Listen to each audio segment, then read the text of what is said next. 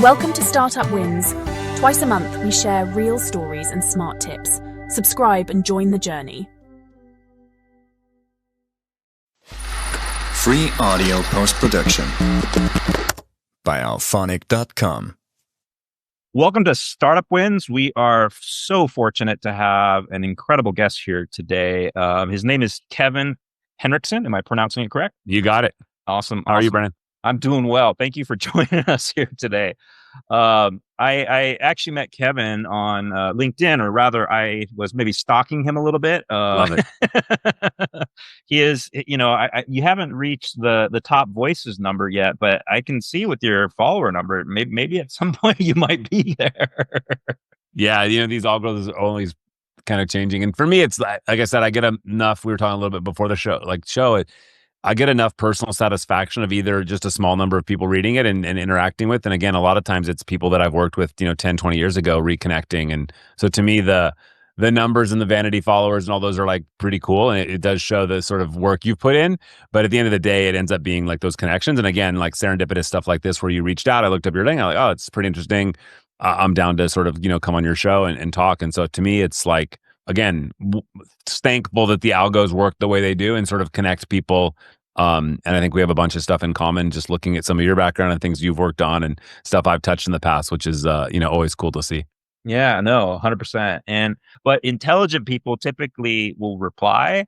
The ones, and again, I can't say that they're not intelligent, but a lot of people sometimes look at the vanity metrics, and if they don't see Amazon or if they don't see Expedia on my profile, I would argue that they actually move on. And so just saying you're very intelligent, but no, I think part of it's like, so I get, it was interesting because Adam and I were talking, like we probably get 25 to 30 DMs a day on LinkedIn and probably 50 to 80 on X every day.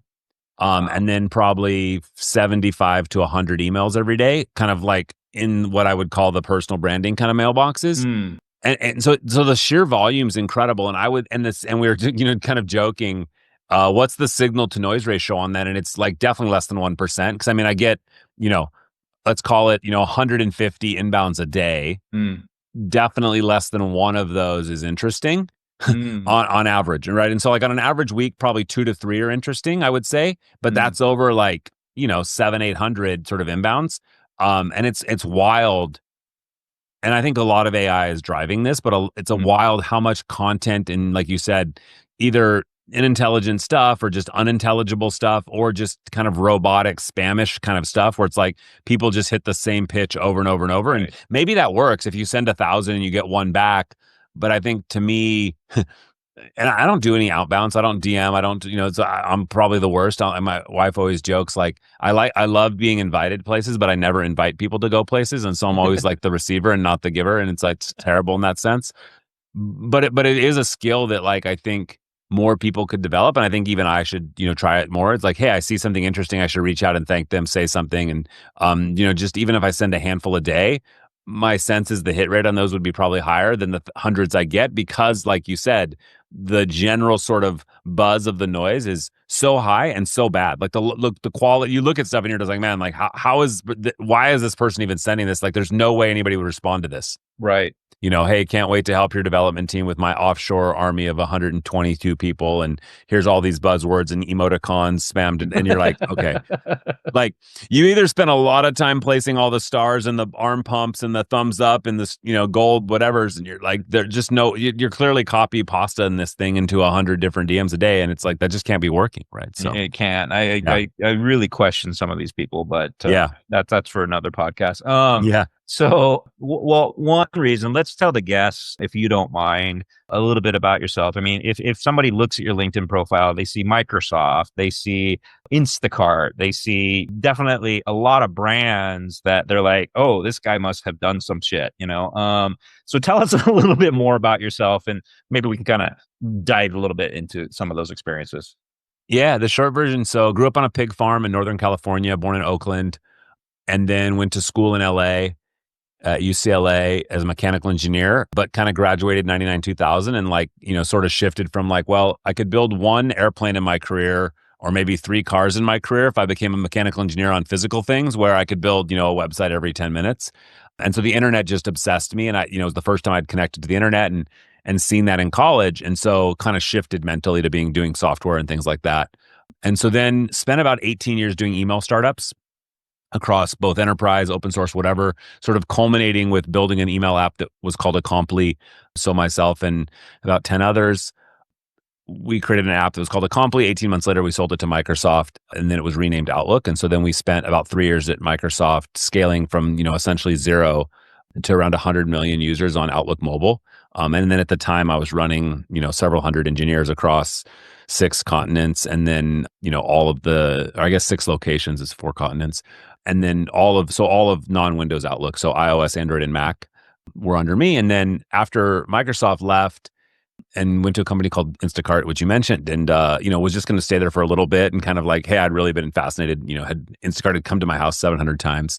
But I thought it would be kind of cool to go on the other side. So got arranged to meet with the CEO and wasn't really interested in working there. Didn't think that would be the right thing. But I was like, well, I have the meeting. I'm like, I should go learn more about it. So I signed up to be a driver. I drove and did about 100 deliveries that week before I met with Apoorva. And when I walked in there, he's like, he was struggling with mobile and building some mobile stuff. He's like, hey, you worked in this thing, Outlook. Tell me about mobile. And I was like, no, let's talk about your app. And I'm like, he had all these screenshots, and I had like this, 25-page document of screenshots and notes. And he's like, well, how did you know? I'm like, oh, I've been working for you already for a week as a driver. And funnily enough, delivering to like VCs and friends of family and stuff, because the kind of people that were using Instacart in Silicon Valley around my house were, obviously the same friends and family that we connected with in, sort of non-work life. And so that ended up turning into a pretty cool deal. So we joined there, myself, my co-founder, and then a bunch of sort of engineers that we knew. And that went from like about 50 engineers to, closer to 2,000. Oh, wow. Obviously, the pandemic fueling that. Hired hundreds of thousands of folks during pandemic and sort of saw, the cost of onboarding people. So sort of ran all of fulfillment and sort of that sort of arc of like hire to fire on the shopper side. And then left that and worked in crypto for a couple of years with the NFT boom. And then for the last couple of years, really been focused on AI. And so how does AI come into all different companies and think of that as like, it's clear that everybody's talking about it these days, but what can actually be done with it? And we've decided that voice is the vector that we like the most. And so I've spent a lot of time building in both regulated spaces around healthcare, insurance, fintech, and then also non-regulated spaces. So imagine the high school kid that's answering the phone behind any business that you walk into. How do we have AI take those calls? And then in some cases, looking at sort of acquiring call centers and then transitioning those workflows from human-led to sort of AI-led. And then, whether it's assistive or whether it's complete replacement really depends on the use case, but really seeing a bunch of cool advances. And, I think the tech's changing every day, which makes the space pretty fun. So that's kind of how we got to here. That's exciting. And voice is, I think, quite powerful, right? I mean, a lot of our lives are impacted by voice in so many different ways. So can you maybe elaborate like this incredible path, from building a startup that gets acquired to one of the biggest companies technologically in the world, right? You're literally building potentially one of the biggest or best email engines or email, and then you go to one of the most popular startups. So it's like, it feels like you probably have almost any opportunity. And so you're now diving into voice. AI, obviously everybody's jumping in, but tell us more about why voice. Yeah. So if you think about when you've ever had a problem in your life with a vendor, with an individual, typically the final straw is you make a call, right? You try email, you try text. Nobody really likes to get on the phone. I don't know. Like there's certain people that love calling, but I think the default mode when you're like, even like sending a package back to Amazon or complaining with your cable provider, when you really need it to be solved, you call your doctor.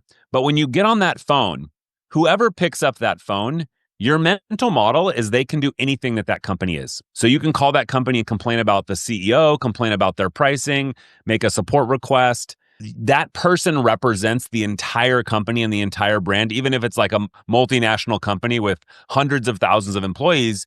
Once you get them on the phone, you feel that connection that they can get to whoever you need to get them to. And so there's no question that's off limits, right? You literally can ask for anything, get escalated, transferred, where with all other mediums, text, email, all those things feel a lot less connective, where you kind of asynchronously send something in. Maybe it gets there, maybe it doesn't, maybe they got the message, maybe they didn't. But when you're on the phone and somebody picks up that phone, you know that they're going to do it. And your goal is to get something done or you want something achieved. And the ultimate best satisfaction is that you make one call and that person's able to achieve it. They have the right access to the system, or they get you the right person, or they transfer you, whatever it is. And if you record that call, it's very, very objective if that call was successful. You can listen to that and be like, yep, they asked for X, they had this exchange, this was the emotion, it felt like the customer was happy, they said thank you at the end, or they flipped them off and was hung up the phone and screaming at them, right? Like, you have a very clear view. So the ability to build reinforcement learning and really do that, while it's difficult for voice, it's pretty authoritatively like, was that call successful? Most people can listen to a call and agree like, yep, successful, or nope, wasn't successful. So we picked voice for that reason.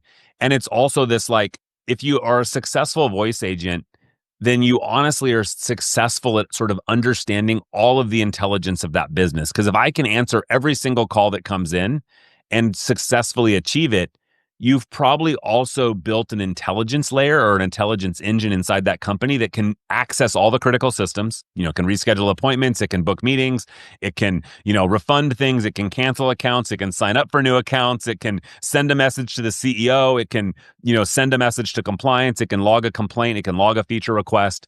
Again, if it's doing it fully autonomously and successful. So we like voice because of the power of it, the objectability of deciding whether it was good or bad, and the fact that it is, when done correctly and fully solved, you've sort of built an intelligence layer for the entire business. And so that, we think the depth there today. And, I think there's a lot of stuff that, hey, everybody says, hey, the stuff that was hard is now going to be easy with AI, and the stuff that impossible is now going to be hard. And I think building a voice agent today that sort of does that is pretty close to impossible, right? And so we like that space because we think it's going to be a lot of work to be successful there. And also it's that final thing where in all the companies I've worked for in the past, we tried to avoid phone calls. We introduced chat, we introduced email, everything we could to not have to take calls. Because if you're a call center agent, they can handle one call at a time, right? Whereas if you're email or chat, all the chat interfaces have 3 or 4 boxes. And you can tell when you're chatting with a company, you're like, man, they're pretty slow to respond. Why? Because they're working on 5 or 6 different chats at the same time. Right. It's not clear when they're going to get back to you, where voice doesn't have that. So voice is very, very expensive, even if you've offshored it, because it's still 1 human hour, 1 human minute for every minute that an individual spends on the line. So that's kind of like a really short summary, but we think that that's universally applicable because everybody in the world, when you really need something done, you make a call.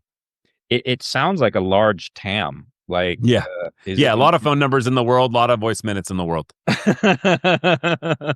So it sounds like people will probably be banging at your door to get investments or opportunities jumping in. So congratulations on that. It sounds like a pretty exciting, I guess, new venture that you're definitely jumping into. I think we could literally talk about that one forever. But what we'll do is maybe, if you don't mind, because like I had mentioned before the show too, I'm hoping maybe we can give some really insightful thoughts as far as like, if you can reflect back and then maybe compare with the current environment, like some of the things that you'd learned, and then maybe even stuff that you might be like, I wouldn't do that ever again. Let's maybe talk about 1 or 2, if you can think of. I mean, you primarily manage engineering teams, is that correct? Yeah. Okay. Maybe right at the beginning, for example, when you built that email client, were you the head engineer or were you a part of a team, or can you tell us a little bit about? Yeah. So for Acompli, I was the head of engineering. I was the VP of engineering. I think we were all I was co-founder of the company with my friend JJ and Javier.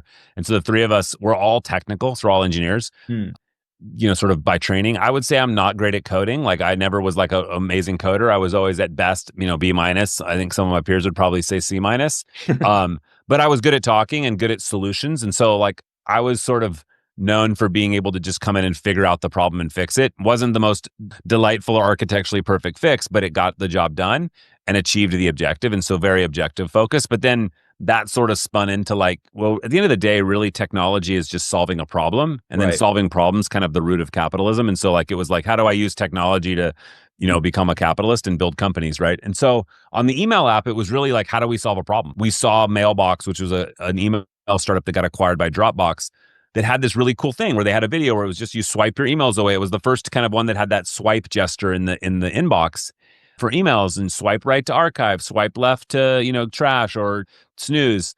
And that notion that they got acquired, but it was only focused on Gmail, felt very opposite to us doing 15 years of email and saying, wait a minute, but most companies don't use Gmail. They use Microsoft Exchange, right? Again, this is going back to like 2012, 2013 timeframe. And so the only people that use Gmail were like small companies, startups, or Silicon Valley startups, because Gmail was just a much smaller company from a enterprise sort of email state. And so our view is like, well, everybody has Gmail for personal work of our friends, but most of them still use Exchange at work. How do we put that together? And then when you look at your phone, the iPhone was the most popular phone in the Valley, and it was like email, contacts, and calendar were like 3 separate apps, and they still are today. And our view was like, well, that's not how you think. Like, you really think that that's one thing. And so when we put those together, it really sort of created a new sort of productivity app. And so for me, I was like QA, product manager, and I also ran and hired all the engineers. And so, but I was just the user of it, man. I was commuting on Caltrain. I was on bus. I would try it in all these really crappy, phone environments when I was flying, and saying like, how do we make the best mobile email app that makes me feel more productive? And my co-founders and our small team of 10, that sort of drove us into an email client that we felt that, other people would like too. And, it ended up being enough that Microsoft liked it to buy it and call it Outlook. Interesting. What are some of the things that you can remember when you were hiring, and you still hire to this day, right? Like, what are some things that you look for in these engineers? Like, do pedigrees matter? And I do have one other question, because you seem like a really nice guy, or at least you seem like you would be someone I would like to work for. But I'm going to ask you later, and I'm just so I don't forget, if being a hard ass is important. But before we get to that question, what are some things that you actually look for in engineers, and what seemed to work? Yeah, in a single word, it's curiosity, and that's never changed in 30 years of hiring engineers. And even myself, like, I feel like one of my biggest traits is just this endless curiosity of how do things work? How do I figure it out? How do I solve it? How do I get to the next step? And so we look for engineers that are successful and curious. And obviously you want them to be smart and technical. And if they have other experiences, that's helpful in orienting them around solving problems that they may have seen before. But really the best startups and the hardest problems, you're not going to know. Like, nobody has solved voice AI today, just like nobody had solved mobile email the way we had eventually solved it with Acompli and then Microsoft. You can't hire somebody to be like, oh, they're the best email expert, because all they're going to know how to do is the way it's been done for 20 years and not the way we think it's going to do in the next 20 years or even the next year. And so for us, it's, you want people that are curious enough to like run into hard problems and then tenacious enough to want to go solve them. And part of that comes out in questioning, what they've done and how they've worked on it and how do they work with teams. And, so some of the questions that I ask are like, oh, you're on this team of 10 people. What were you, rank yourself? Were you the most senior person, the most junior person? And that answer doesn't matter as much as like, how do you interact with the team? Do you ask a lot of questions? When you have a question on something, what happens? And somebody like, well, I don't have a lot of questions. Everybody comes to me. You're like, oh, that's a good thing, because you've kind of had a lot of curiosity, right? Like, you've figured out stuff that other people haven't.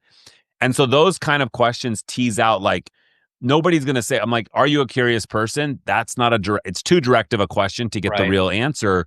Where as they start to talk, they're like, oh, I'm really interested in this thing, or I have this deep obsession with building games, and I've really built game companies, and I have this side project that I've worked on forever that I'm very passionate about. And so this passion and connection, like, all those are indications of curiosity, which will lead well, in our sense of like people that are, that are going to want to learn, that are going to want to like figure things out that haven't been figured out, and that are also tenacious enough to lean into something and aren't afraid of like not knowing the answer or not knowing what's going to be figured out. So I think those are like, again, those are quick things. I think as you start and hire your first 5 engineers, you're looking for generalists that sort of can span front end, back end, new tech, old tech. And then as you get larger, so if you look at when, I'm hiring for the first 2 engineers at Acompli versus hiring for engineer 702 at Microsoft, now you're looking for people that are going to work well in a Microsoft environment. And then they're, partly because of the funnel, Microsoft has access to all the top universities and all the top schools. And so we're recruiting, almost by default from pedigreed type schools and programs, because we have those sort of relationships set up. And then you're looking inside of all those pedigreed, a lot of times at Microsoft, they're like, here's the hiring class of, there's 30 new hires, and they're already hired. And now you're just almost recruiting them to be on out of that 30, which of those 2 do you want to join your team for this like hiring batch? And then, it's a little different question because now you're saying out of those 30, they've all passed the Microsoft test. They're all smart. They're all great. Many of them are returning interns. Which two are going to be the most successful? And then it's really filling out your team. Hey, I want somebody that's interested in data analytics or somebody that's interested in performance optimization. And so you're looking for indications that not only fit curiosity, but also map to kind of roles or positions on your team that you want to sort of almost like a draft, right? It looks more like a draft where you're like, oh, I really need a quarterback this time. Oh no, I need a defensive end, really struggling in the secondary, going to go recruit a safety, right? And so I think of it, hiring at larger companies in these pool-based models looks like that. Wow. You mentioned tenacity as one of the qualities that you're looking for in engineers, but how do you dig up tenacity in the interviews, or were there any things that would signal that kind of, I guess, quality in a person? Yeah. So typically you look for things like, ask a question like, what's the toughest thing you had to solve in your last company? And then what did you do? Oh, I phoned a friend. Oh, I figured this out. Oh, I went to a conference. Oh, I Googled it. Just start to look like, okay, let them self-describe what the hard thing is. And just by them describing what that is, you'll know how much in the shit they got. Because if you're like, hey, I worked at this company for 5 years and I was, a mobile engineer, or I was a, backend engineer or a database engineer. And the trickiest thing I got was something that I don't classify as tricky out of all of the sort of pattern matching I've done. You're like, well, you never really got to something hard. So there's two reasons for that. One is that you just happened to be in a company where there was no hard things, but that's probably not true. It's probably there was hard things, but you never got assigned those projects, or you didn't find a way to get on that area, or you weren't the one tapped when it was like, we need to make this work. Game's on the line. 10 seconds left. We got one play. And we're going to have to, who's getting the ball? If you're not the one getting that call, you probably haven't shown and demonstrated the skills that leaned you into being in those positions. And so a lot of those signals come out in asking some of these questions of what was the hardest thing? What role did you play? How many times did you work late at night or early in the morning? So some of these, it depends, right? And those aren't always the signal, but that adds up to a set of things where you're like, oh, when we really need to make this happen, this client's problem, you'll have people say oh, well, we had one of our biggest clients looking to churn because they had a big outage. What did they do? And you're like, oh, I got to take notes in the meeting. They're like, no, they bought me a plane ticket and I was on the plane that night at 11 p.m. and I showed up at 6 a.m. in the customer's office. Right. And you're like, and again, this is pre-COVID world where that kind of stuff mattered. But those kind of things are where you're like, okay, there's an indication of you were the chosen one to get on the plane. You were the chosen one to go lead that. You were the one to bring the team together to design that. Those are attributes that are I've found work well in entrepreneurial type of ventures. And even when I'm hiring for big teams, I still want that entrepreneurial sort of high agency sort of viewpoint, even if I'm bringing you in as employee number 700 onto my team at Microsoft. Well, if you have that mindset, I would assume that they're also very independent in terms of the way they behave.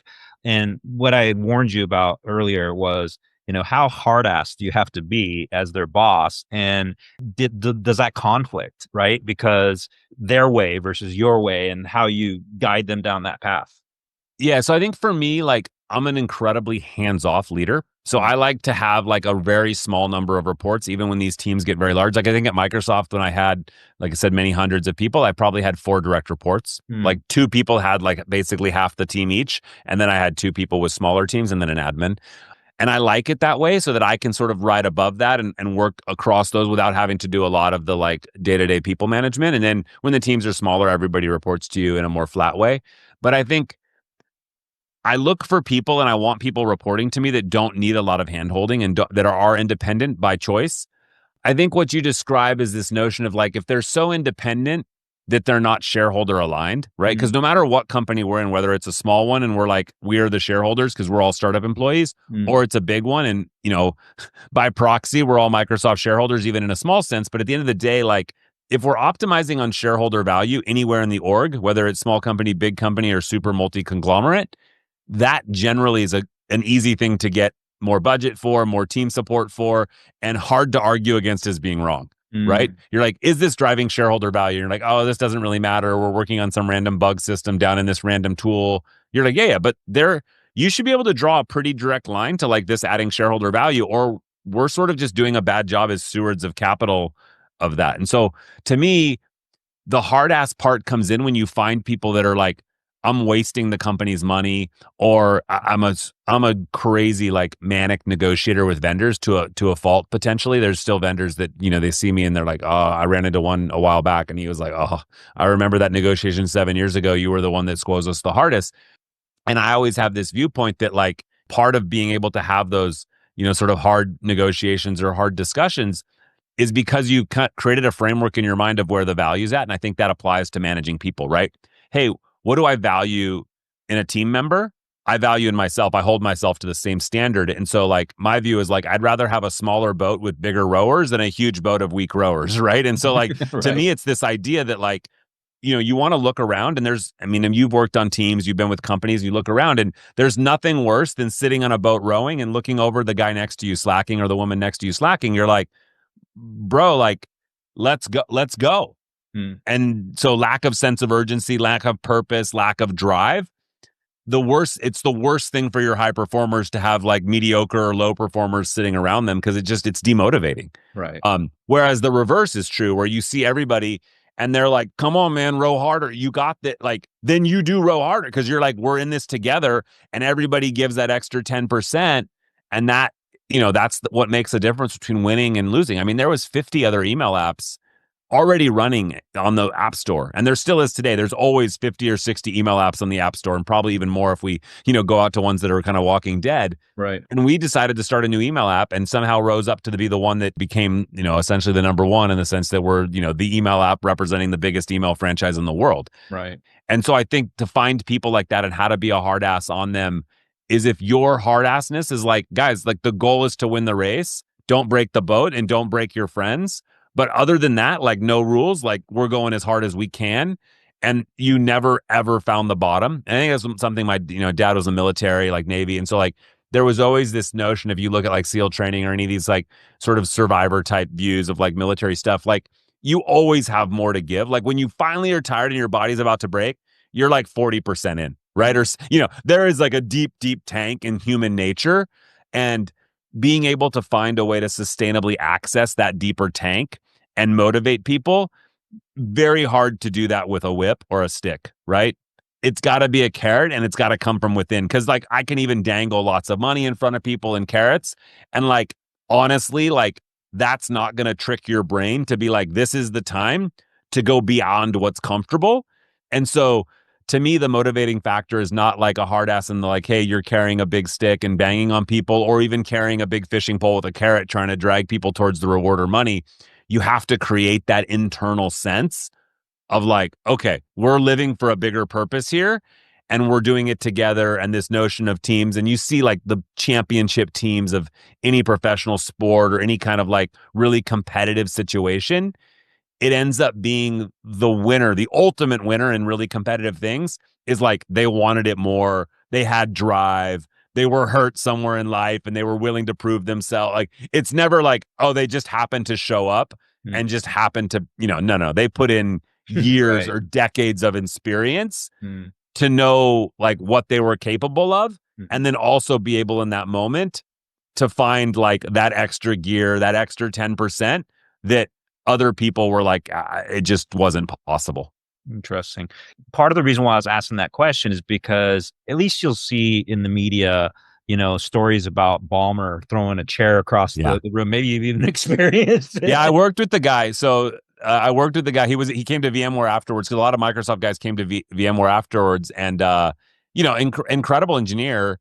And like, I think they would never like say, hey, whether it happened or not. He was like, yeah, it definitely happened. You know, he was there, right? When he was in the room, he was the guy, right? And he, after VMware, I think he went to Google. But it's like, you know, you look at that experience and you're like, again, there's a version of you ask him, you're like, oh, was that malicious or whatever? And like the media made it like, oh, Ballmer's crazy and throwing chairs and he's like, you know, off the rocker.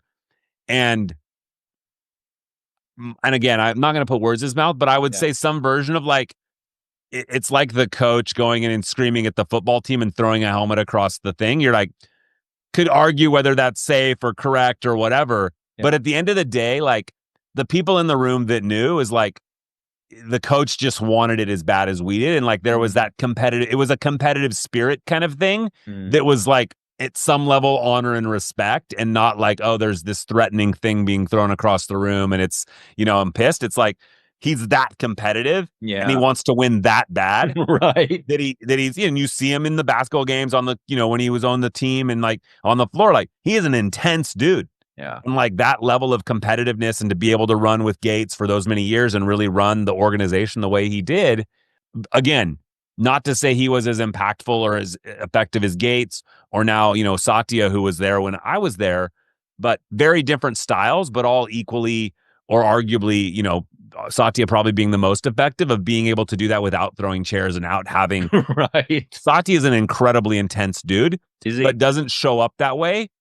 He's intense with the words and choice and how he leads, and it's a much quieter sort of leadership style, where Ballmer's much more boisterous, and Gates is also intense, like publicly, like has a great PR sort of face to him, but privately, the famous quote, "That's the stupidest fucking thing ever," is like, he's literally believes that. Yeah. And Steve's like, these guys are like that, man, these are just intense guys. And so I guess my sense is that intensity comes out in different ways. And again, like culture and sort of what's right and how woke people are and what the view of the culture and norms are has changed over the last few decades. But I think the underlying principle there of like the best winners are hyper competitive and they're very intense, even though that intensity shows up in different ways for different people. Yeah, no, I've worked for Barton. I don't know if you know Rich. And I've worked for Kevin O'Connor, who created DoubleClick and then got gobbled up by Google. And I was contrasting their styles. And I also saw Bezos periodically when I was at Amazon. And it's just, I was just kind of watching to see what seemed to work. And, like that quote you said from Gates, I think Bezos did that a lot. He said, like, that's the stupidest whatever, right? Yeah. But Barton was different.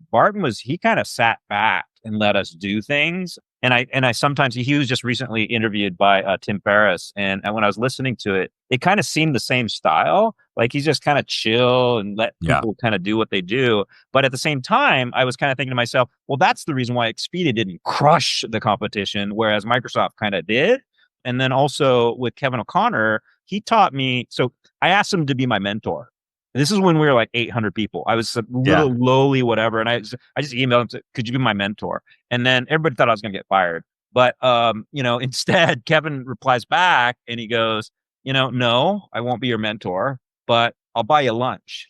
And so we sat down. It was one of the most uncomfortable conversations of my life, because he has this style where when you ask him a question, he pauses for like 15, 16 seconds. Yeah. And, like you and I right now are kind of vibing, whatever, right? But it's like, and then as you answer the question, he interrupts you with his answer. And so it's this weird interaction. But I remember one thing in particular he said. He believes in basically Andy Grove's "only the paranoid survive." Do you believe that, out of curiosity? I think so. I do think, like, I mean, part of this is like there's a lot of the competition's hard out there, right? So you have to really push and you have to, sort of hallucinate a little bit on what's possible, both on like a dreaming big and vision type of thing, but also obsess over the little things and sort of be paranoid about like, well, this could mean that, and like running this, sort of flow chart of the possibilities. Cause I think the best way to categorize it is just like approaching things with a prepared mind, where you've thought about all the different cases. So when you are hit with that decision and you have to make a real time or sort of like quick decision, it could look like you're just whipping it from your hip and like pulling something out, when in reality you've ran this games thing and you've thought about all the different options. And so what looks like an in the moment quick decision is actually months or years or decades of paranoia of thinking about all the different situations. And when you're in that situation, your prepared mind just kind of reacts out of habit. And so I think there is something to that. Yeah, that's a great answer, to be honest. So I'm going to hit on one more kind of topic, if you don't mind, before maybe we kind of wrap things up, because I feel like you and I probably could talk forever. You have so much to share, and I want to respect your time. And we're kind of coming up to the hour anyway. But one last thing is more education related, because my previous podcast was called Educate, and we were examining education in the whole scheme of how life is. One thing that you did was you graduated from UCLA. And today, UCLA is one of the hardest public schools to get into. I think they have over 100,000 applicants for every year now. And I think they are number one as far as public. I have a history or a background in tutoring these kids. And it's funny because I taught one kid who couldn't even speak English, or rather, I got him into UCLA by helping him with his personal statement and getting his higher score on ACT. But now I look back on it and I think, was that a mistake? Because I artificially helped him get into that program. But yet, is he getting the benefits from that brand? Can I ask, did UCLA prepare you for your life? And then on top of that, when you look at candidates and you see UCLA or Harvard or whatever, do you automatically give them extra credit? Yeah, it's a good question. I think the school thing is something I think a lot about, for my own kids and things of that nature, and how does that impact what it is? And I think the competitiveness of the college system globally, but even in the US, is an acute thing. And especially, like you said, in California with UCs, like, it's just too easy. I mean, to apply to a UC is like you fill out one application and check 15 boxes and just pay the fee. And so that, makes it very easy to apply to a lot of these schools. So that, inflates the numbers. But to your point, it's harder and harder to get into these schools. So I think the first part of the answer is like, did UCLA help or prepare me? For sure, I knew more and I was more confident and learned things, the last day of UCLA versus the first day.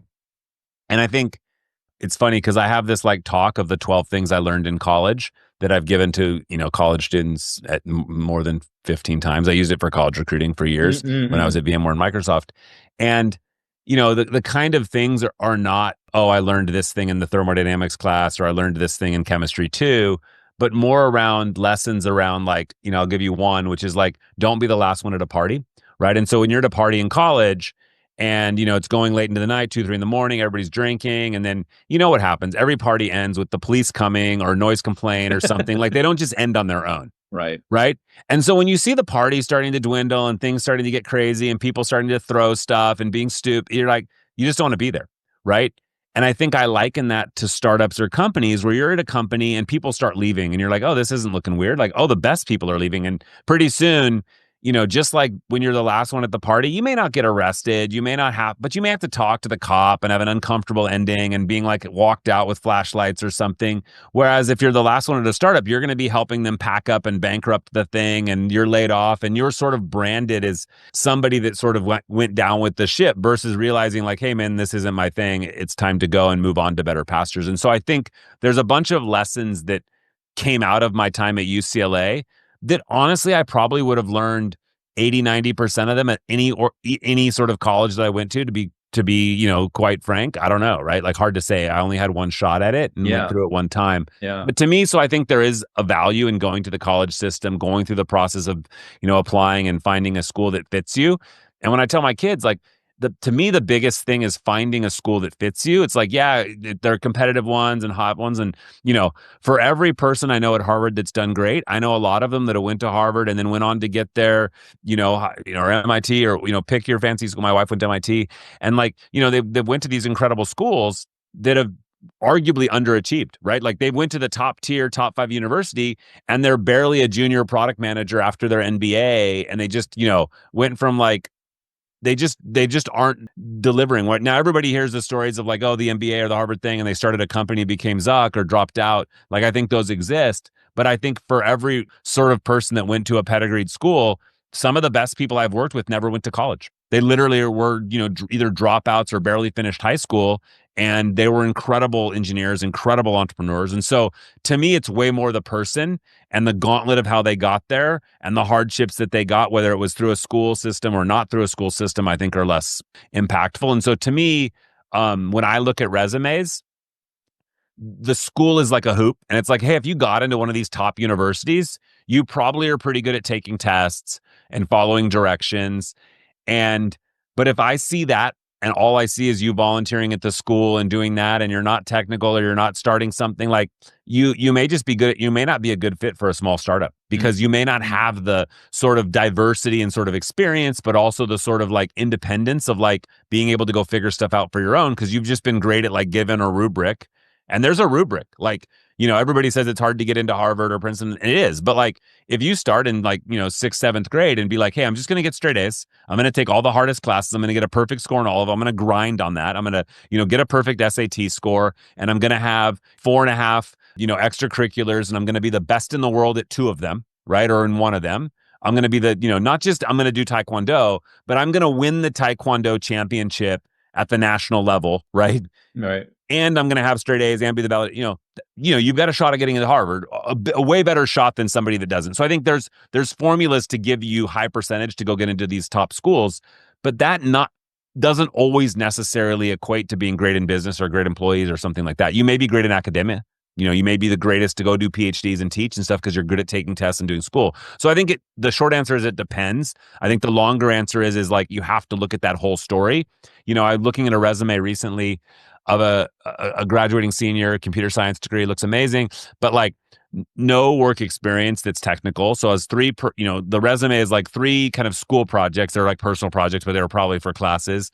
And then the activities were like, worked at a hotel, worked at a Dave & Buster's, and then worked at like a fast food chain. Like those were their 3 summer jobs. Like, and you're like, wait, you're studying computer science, but you're like not doing anything technical or computer. I mean, at least go be the IT guy or the IT girl at the local university or something that at least gets you into that if you really want to go be a computer scientist. And so when I look at that, I'm like, man, I don't want to be the first one to like give them their first computer job. Like they haven't even tried, like they missed 4 opportunities to go take a technical job on the way there. Right. And so I think for me, the school is like one factor, but by far not the leading one in terms of deciding whether they're in or not. I see. I lied. I'm going to ask a little more on this All because honestly, what I hear from you, because you also started off by explaining where you came from with the farm and all that, right? I feel like you have grit. Like you have grit more than the average person, but now you're raising kids, right? They didn't get raised on a farm, I imagine. Yes? No. So how do we teach these kids grit? This upcoming generation that loves death scrolling or whatever it's called. And I wonder, because like I always like hypothesize, like I'm just going to throw my kids in a forest and see if they can survive. But obviously I have not. When I reflect back on it, because we've had some other drama in the family, some of that drama actually created the grit. And I'm curious, like, do you proactively put that on them or anyway? Yeah, I think the short answer is yes. Again, I mean, my kids have worked on the farm. They've been out to the farm, visited it and things like that. And they've spent days on it. Like definitely not like, months or weeks like I, or year, 20 years like I did. And so I think they've seen that, learn to drive tractors, learn to, go mow the lawn, do things that are like more physical. I think the thing that, and my mom's 81 now, but I think the things that like, and she still like rides the riding mower and mows the lawn and gets the mail and does all the stuff. And like when we go out there, she's always got a project. And so like the project's like, hey, go stack a bunch of wood, or hey, go, do the tune-up kit on the lawnmower. We need to go take the engine apart, change the oil, put a spark plug in. And so like, it's all stuff that I obviously know how to do, but like, I pay somebody to do that stuff at my house anymore. I don't like do it anymore. But I think watching the kids see me like not sit in front of a computer and just yell at a mic and talk to these machines and like type all day. And I think there's that sort of osmosis view and then them getting to participate. And then I also try to take vacations that are weird. Like we took like my daughter on like a horse packing trip. So you go out in the Sierras and you put a bunch of your like camping gear on these donkeys and you ride them up into the Sierras and you're like kind of disconnected from everything, internet, cell phones, just nothing works up there. And then you're at this like incredible quiet lake and you throw a hook in the line and like fish or bite, like whatever. And then you cook the fish and eat it. And you're like, dude, that's kind of cool. Right. And so like, those things that I didn't really even do that level when I was a kid, but I think those kind of experiences, just again, like my kids have been, tons of international travel and tons of travel and where like I went to Mexico one time before I got out of high school, right? I mean, with my parents, we drove to Mexico and that was it. And, obviously when I started working, flew a lot internationally and now I travel a ton, but I think there's different ways to sort of experience that. And, I do push her, like my daughter's 15, the youngest. And I'm like, you need to drive. Like we need to, you're 15 and a half now. You need to get your driver's license. So we're like, this week we're going to, go to DMV and take the test or whatever. She had to wait for some online thing she had to do first. But to me, like, even simple stuff. There's kids these days that don't want to drive. And I'm like, it's not optional. You need to learn to drive. Now, whether you decide to drive and take Uber or Waymo for the rest of your life, that's super fine. You don't have to have a car, but you need to learn to do certain things. And so for me, I would say some of these are forced grid and they see the intensity that I put on them to do. I'm like, no, you need to grind on this. Like, we're not leaving the house till this is done or whatever. And it's annoying.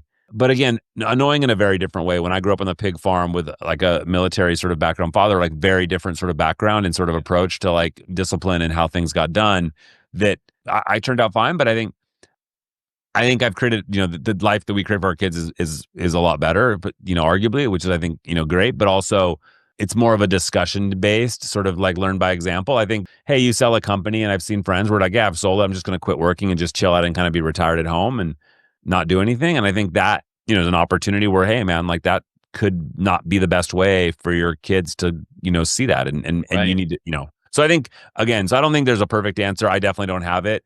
But I think my view on that is that if I could have my kids raised on the farm, I would have. But like, let's be honest, I don't want to live on the farm right now. I like I love traveling. I love this internet game. Yeah. I love being in big cities, working with people. And that's not conducive to having a bunch of farm animals you got to feed morning and night and be there, 23 hours a day. Right. Yeah. So I think maybe someday I'll retire and go on the farm and have my 3 little pigs and some chickens and dogs running around.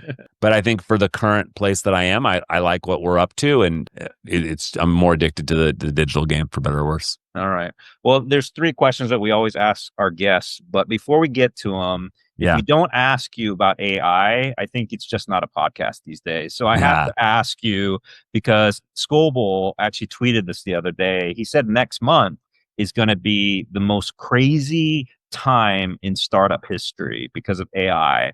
And I see it personally. I've been seeing basically this where all the different top players in AI are literally going to war right now. It looks like. What do you think? Yeah, I mean, I think that statement can be played again. 2 months ago, you could have said that. I think in 6 months, you'll be able to say that the next month will be the craziest, because I think it's just an incredibly innovative and exciting time to see technology move at the rate that it's moving, and it's accelerating at a rate that's arguably unprecedented depending on how you measure it. And I think that's been cool. I think the foundational models and how they're sort of jockeying for who's number one, I think number one's relative. It's like number one in what? Solving a certain kind of problem and price performance in real time. Like for us doing voice, we can't use all these advanced reasoning models because they're not real time. Like we need things that can answer in 50 or 100 milliseconds. And so those are different kind of models and different kind of tuning. So I also would say that like every month I try several tools, even probably every week we try another AI tool or run into one and try it. And so I think I have like this list of like the 35 tools we're using, and we're constantly updating of which one are we using for this? What are we using for note taking? What are we using for recording? What are we using for transcribing? What are we using for coding, for editing things, for planning, for calendaring? Like, so we have a different AI for everything. And I think that to me is pretty cool that like the space is innovating that fast. But it's also like, we talked about learning earlier. Like I feel like I'm not learning fast enough. And so I think that's the other challenge that I'm constantly pushing myself. And I think Grok's the best for that. I mean, Grok sort of, because of its connection to X and having such arguably tip of the spear real-time nature of like what's been announced, what's coming up. Like literally one of my recurring tasks every Monday is me and my team going and we type, what changed and what's new and what should we be reading in AI today. And Grok comes back with a deep search of 25 things and we review them and talk about them. And it's a 20-minute thing where it just forces us to like essentially read the news in a way there's no way to read that. There's no Google article, TechCrunch article, or Wall Street Journal article. Whereas if you're reading like announcements and sort of viral threads on X every week in terms of like what's the hottest thing today, you're just seeing a tip of the spear. And some of it's quite garbage. Like you're like, this doesn't make sense, or this thing goes away. But I think a lot of stuff we've seen very early versions of, and it just informs our thinking and, quite frankly, makes us, I think, more impactful in a given week. Yeah, no, that's great advice. And hopefully Robert doesn't hate me for saying this, but maybe we should query Grok. Does Robert Scoble say this every 2 months? No, but yeah, he could. I think, and he wouldn't be wrong, right? I think he wouldn't be wrong. Yeah, no, you're right. He would be correct. No, that was amazing. And like I said, we end the show typically with these 3 Qs is what I call them. And so if you don't mind, I'm going to ask you these questions that are, the first 2 are a little deeper and then the last one's a little bit easy. So the first one we always ask is, who's your hero in life? Yeah, I mean, I think like my dad's like the easy answer, but I think like when I think about like who's had the most impact on my professional life, I think Tim Ferriss. Like when I read 4 Hour Work Week, it changed the way I think about it. Like a lot of my kind of systems and how I have delegation and multiple. I have 3 admins that kind of run 24 hours a day, 3 different 8-hour shifts, and so like all that sort of is inspired by like this idea of like, how do you really think about delegation and things like that? And so I think Tim Ferriss would be the, easy winner on that one in terms of impact that I've seen. I was going to say earlier that Elon Musk owes you money for promoting Grok. And then I was going to, just after you said that, I'm like, Tim Ferriss also owes you a check. But anyway, second question is, who's a great role model? And you can list as many as you want, because I feel like society today needs more of them, or at least some that are broadcasted by intelligent people like yourself. So do you have any role models that you would recommend? Yeah. So I think Naval's like a safe one, because I think there's just this positivity, sort of like pretty Zen, sort of almost Buddhist mindset that he presents. I think Elon's a very polarizing one. So I spent a lot of time with Elon during the Twitter acquisition, and that's probably another set of stories on its own. And talk about a guy who, when you ask him a question, pauses for many minutes sometimes before he answers, but incredible, what he's done, the impact. There's nothing more delightful than me getting in my Tesla and pushing a button and having it drive me sometimes hours at a time without interrupting it. Pretty incredible. And then watching spaceships land. And so I think but again, I realized that like, even in my own family and close friends, like there's people that, the word Elon to them is a 4-letter word, and not a good one. And it's a disappointing to see that for someone who, like I said, I've spent a lot of time with personally, and also just that the impact that he's had. Well, he's not always the most deliberate, and he's a little bit crass at times, but I think like he's not wrong, and he's like, his first principle stuff is so direct and painfully truthful, that I think that offends a lot of people. And so I think that's a tough one. But I think from an entrepreneur sort of capitalism, like pretty incredible from a like, how do you do things that are pretty extraordinary, and that things that people in the previous life would have thought were impossible. Oh, interesting. Very interesting. I wouldn't say I believe in the 4-letter word per se, but I have criticized a couple of things that he's said, but not on his business acumen. I have complete respect for his business acumen. Yeah. So that's great to hear, or very interesting at least. All right. So the last question is really easy, or hopefully it's easy. What's your favorite food, and where do you go get it? I've never asked that question. Do you have any favorite restaurants or anything that just makes you so happy when you eat? Yeah, so that's an easy one for me. I have one in all my houses. I have a Ninja Creamy. It's like the ice cream maker. I eat ice cream every day. So it's like a high protein ice cream thing that I make every day. I'll probably have it after I work out here after this podcast. And yeah, that's like a slam dunk for me. I get it from my kitchen or my freezer. I make them in batches, and I'm addicted to the fat, but also just the idea that having like low sugar, zero fat, super high protein ice cream that I can make myself and have every day is pretty delightful. I've never heard of this. So what is this? Can you tell us? It's called a Ninja Creamy. Uh-huh. And it's essentially you freeze like a pint container, and you mix up milk, and there's a gajillion. It's like super viral, like internet fad kind of thing, where all these people have had recipes and all these things, and you freeze this thing, you put it in the freezer, and then you stick this thing in the machine, and it looks like a food processor that's highly optimized, and it basically just runs an auger down it, grinds it up, and then creamies turns it into ice cream. And so you freeze it overnight. So it takes 24 hours to like freeze whatever your mix is. And there's an unlimited number of recipes online to try. And then, you freeze it. You can make everything from sorbets to acai. Like you pick your frozen treat, and then you grind it up, and you can literally recreate the McFlurry from McDonald's with no sugar if you want to go do that. And again, pick your flavor, pick your jam. But if you're an ice cream person or have ever liked ice cream, being able to make your own at home, and like I said, it takes about 5-10 minutes to do the process to grind it. And then, I literally eat a full pint and a half of that every day. It's called Ninja Creamy. Ninja is the name of the company. They make a bunch of like household, appliances, and then cream with an I, is the appliance. And they have 2. They have the Creamy, which is the regular one, and then they have the Creamy Swirl, which actually has a secondary thing where you can load the cartridge in it. Like makes ice cream cones more like a soft serve machine, but it's a little gimmicky because it's like, if you're loading it a pint at a time, like you're only going to make like 2-3 cones, and then you have more stuff to clean. So I just have the regular one. Like I said, I got one in each of my houses. And so wherever I am, there is frozen ice cream and ready to go. I'd love for people to learn more about you because of these great answers. You said you have a podcast, right? Yeah. So I have a podcast called Founder Mode. So it's my friend Jason and I, we just talk to guests every week. So they usually come out on Tuesdays. It's on YouTube, Spotify, Apple Podcasts, all that stuff. So it's me, Kevin Henrikson, and then Jason Shafton. And then I have a newsletter, Founder Mode, so same name. And just, I really was inspired by the Paul Graham sort of Founder Mode thinking of like, there's so many times where I've snapped into that. I'm like, this is like the essence of something that I could write and talk about for forever.